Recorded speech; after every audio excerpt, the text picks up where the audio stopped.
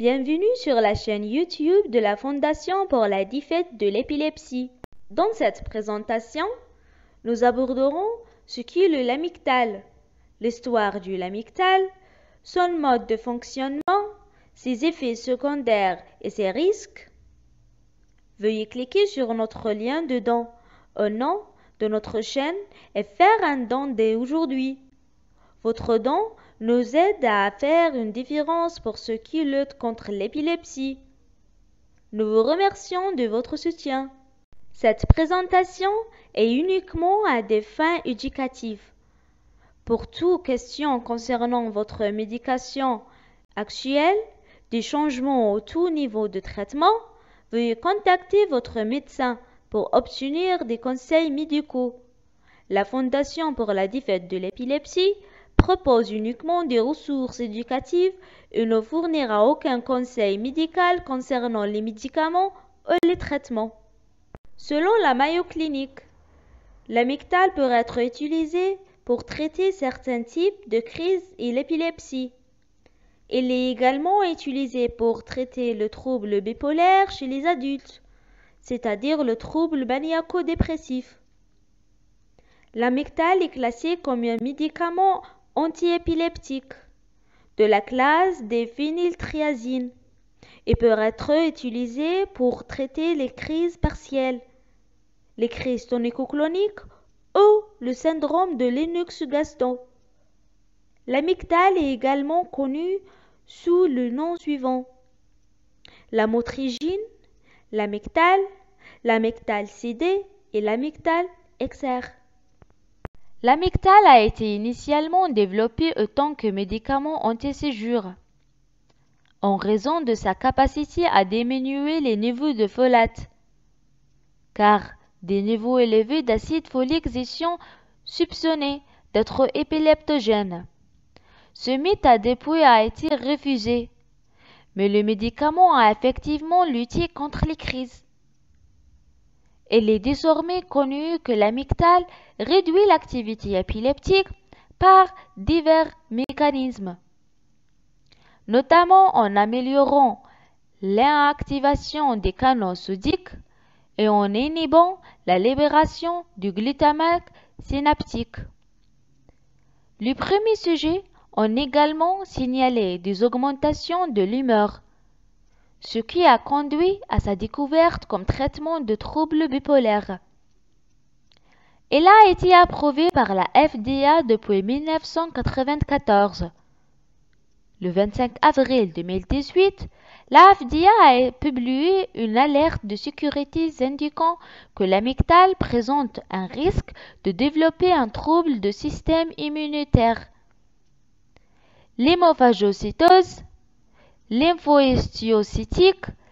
Il y a eu 8 cas dans le monde depuis l'approbation du médicament par la FDA.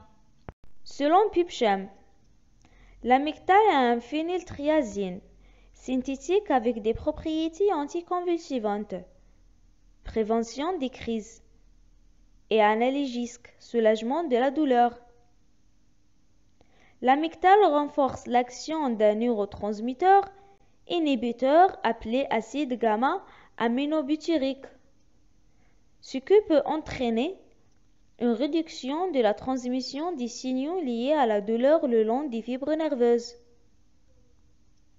L'amictal peut également inhiber les canaux sodiques, supprimer la libération du glutamate et inhiber la recapture de la sérotonine, tout lié à ces mécanismes pour traiter les crises et les troubles bipolaires.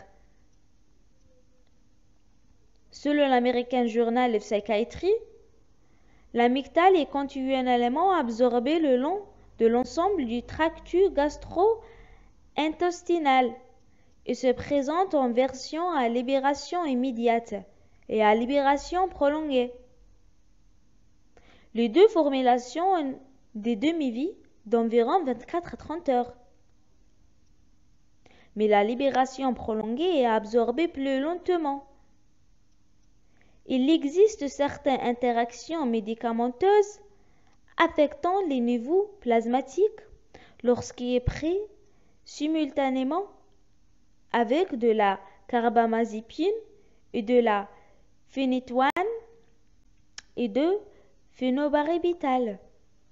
Selon la Mayo Clinic, les effets secondaires courants que les patients peuvent éprouver avec l'amygdale sont vision floue, changement de la vision, déploie, douleur, disconfort, serrement dans la poitrine, maladresse, instabilité, diminution de la production d'urine, veine du cou dilatée, respiration, rythme cardiaque irrégulier, nausées, crise qui ne s'arrête pas, éruption cutanée, transpiration, gonflement du visage, des doigts, des pieds ou des jambes, inférieur, prise du poids, vomissement, fatigue ou faiblesse inhabituelle. L'amygdale peut provoquer le syndrome de Stevens-Johnson. Demandez de l'aide si vous présentez des signes d'une éruption cutanée que se propage et forme des cloques. Contactez votre médecin immédiatement si vous ressentez des effets secondaires graves. Il est important de consulter régulièrement votre médecin au cours des premiers mois de traitement avec l'amygdale, surtout si vous souffrez d'épilepsie. Si vous êtes enceinte ou si vous prévoyez de la devenir, informez immédiatement votre médecin. Ne commencez ni ne stoppez les pilules contraceptives pendant votre traitement avec l'amygdale sans consulter votre médecin. Et faites savoir à votre médecin si vous avez des saignements de percée ou des changements irréguliers lors de la prise de produits hormonaux féminins.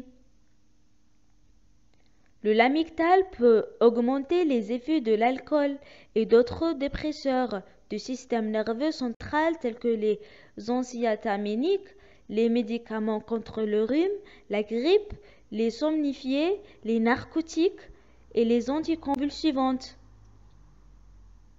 L'amygdale peut provoquer des changements de vision, de la somnolence, de l'instabilité et de l'embarras.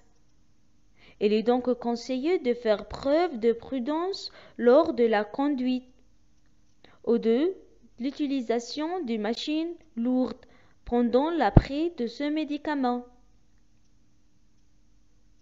L'amygdale peut provoquer de l'agitation, des sautes d'humeur, de la dépression ou des pensées suicidaires. Consultez immédiatement un médecin si vous ou votre enfant ressentez de tels sentiments. Ne cessez pas de prendre de l'amygdale brusquement. Consultez votre médecin avant de modifier la dose de la fréquence prescrite. L'amygdale est un médicament anticonvulsivant, anti-épileptique, qui peut être utilisé pour traiter certains types d'épilepsie. Crise partielle, crise tonique-clonique ou syndrome de Lennox-Gastaut. Il ne gérera pas les crises mais aidera à les contrôler tant que les médicaments ont pris. L'amygdale est également un stabilisateur de l'humeur et un médicament efficace pour traiter le trouble bipolaire chez les adultes.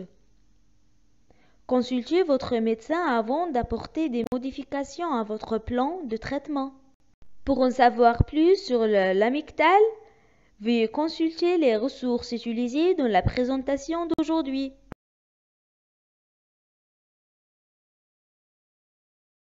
N'hésitez pas à aimer et vous abonner à notre chaîne YouTube et suivez-nous sur nos pages de médias sociaux.